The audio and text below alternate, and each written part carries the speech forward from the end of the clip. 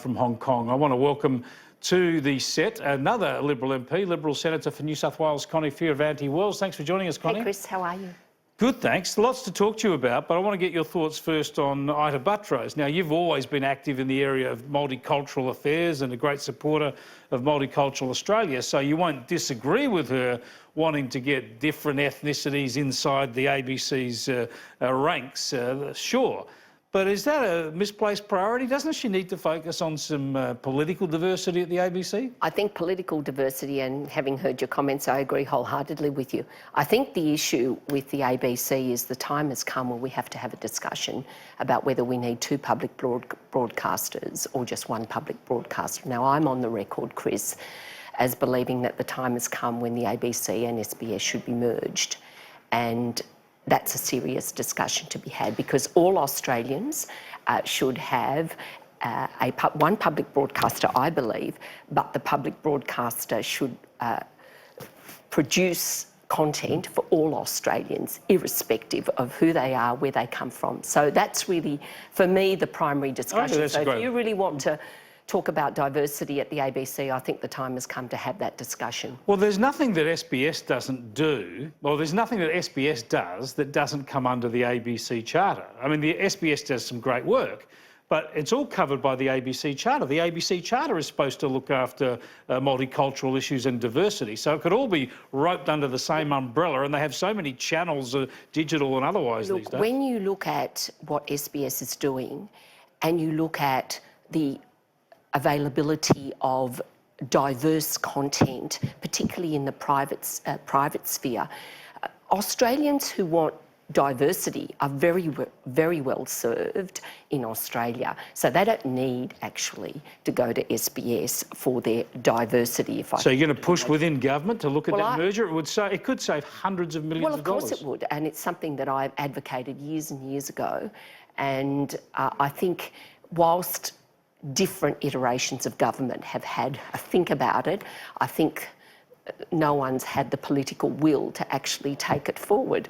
What about political diversity at the ABC, though? Because this is getting to the stage where they're doing serious damage to this country. They pump out misinformation on climate, misinformation on border protection. They seem to be running a green left sort of oppositionist line day in, day out, and nothing seems to change. But Chris, this has been going on for years and years. But you've been in government for years and years. Why don't you do something about it? In 2005, I became a senator, and part of my early work as a senator was looking at bias at the ABC. And I remember at one stage, I produced 2 volumes. I followed over 3 years the activities of the ABC in relation to about 43 different issues. And I sent it to, when Maurice Newman became the chairman, the ABC of Bias Volume 1 and 2.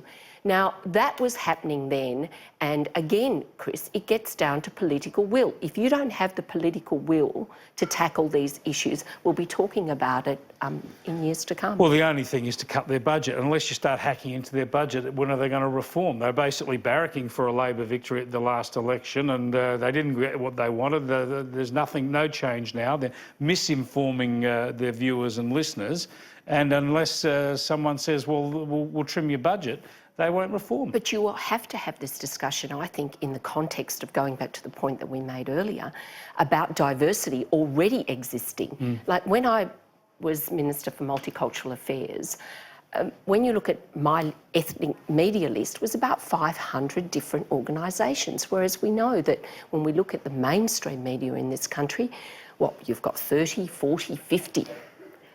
But compared to what is out there in that space, a time has come where we have to start rationalising that. Now, you're on the Conservative side of the Liberal Party. You were a Tony Abbott supporter. You were not a Malcolm Turnbull supporter. Are you, as he would describe it, a reactionary?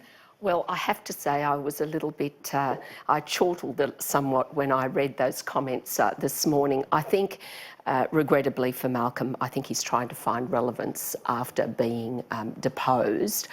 Look, the reality is that Malcolm was deposed because he took us too far to the left. And as somebody, as the person who resigned on that day and tendered my resignation, and in my letter of resignation, Chris, I outlined very clearly what my reasons were. And one of those was the fact that I perceived that the party had gone too far to the left. Now, as a senior Conservative from New South Wales, I was also particularly concerned about issues that had happened in relation to same-sex marriage.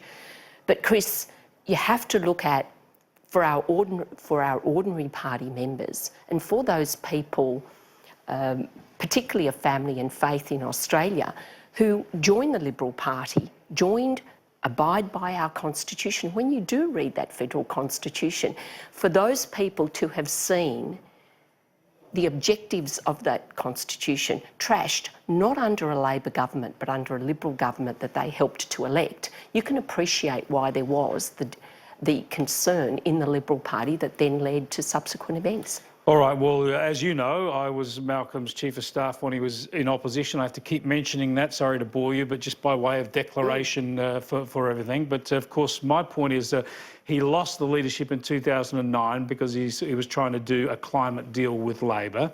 And it was exactly the same last year. He was trying to deliver a climate and energy policy that Labor states and the Labor federally could agree to. So that's just a matter of fact. But I suppose to bolster his argument, I mean, his point is, and where there's that element of truth in his argument, is that the Liberal Party, the coalition parties, have torn themselves apart on climate and energy policy repeatedly.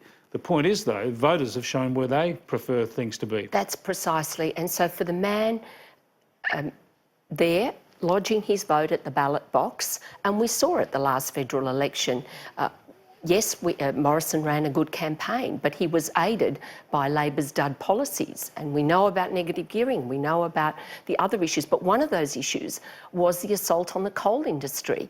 And that had ramifications in Joel Fitzgibbon's seat of a swing of almost 10%, and also in Queensland.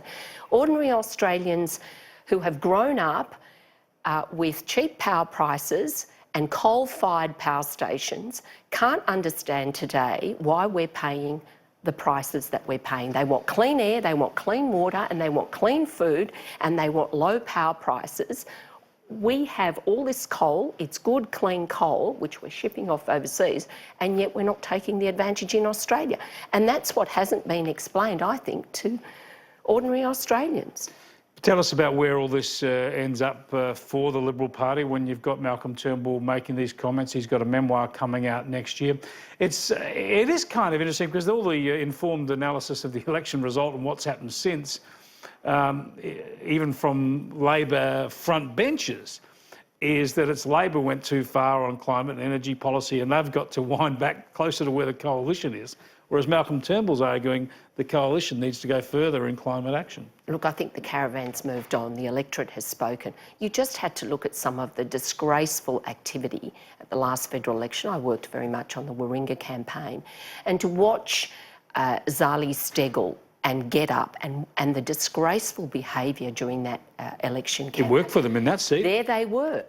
Chris, they got out of their gas-guzzling SUVs with the Stop Adani bumper stickers and went straight up to get the Zali Steggall, and then went over to the Get Up people to get the how to give your preferences for Zali. And then the disgraceful behaviour with the 12-year-old who thought the world was going to end because of climate change. I mean, we're seeing this hysteria, which I don't think Australian voters are really going to buy. Now, the Senate, Parliament's back next week, and there's some analysis in The Australian this morning that looks showing how the Senate, while it's easier than it used to be, still some blockages there. You might not get all the government's legislation through. To me, is a bit pessimistic because especially Jackie Lambie seems to be holding out all the time, and also Centre Alliance. If you get Jackie Lambie and Centre Alliance on any of the key issues, you're pretty much there.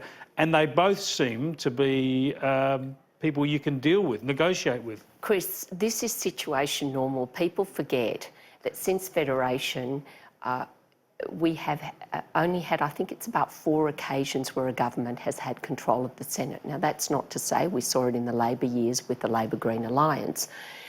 But the reality is this is what it's been. Now, the recent changes in the Senate have delivered less independence in the Senate, but this is the fact of life. We've always had to negotiate, and if we do it respectfully and we do it with people of goodwill, and you know, Rex and Sterling and Jackie and Pauline and Malcolm and others, they've been there before. They know the game, but they also understand that they have to respect mandates and respect the mandate of this government. So I'm sure we will find an appropriate way to deal with these issues, as we have done and as we've continued to do over many years when we were in government. Thanks for joining us, Senator. Thanks a lot, Chris. Senator Connie Fierravanti-Wells, Liberal Party Senator for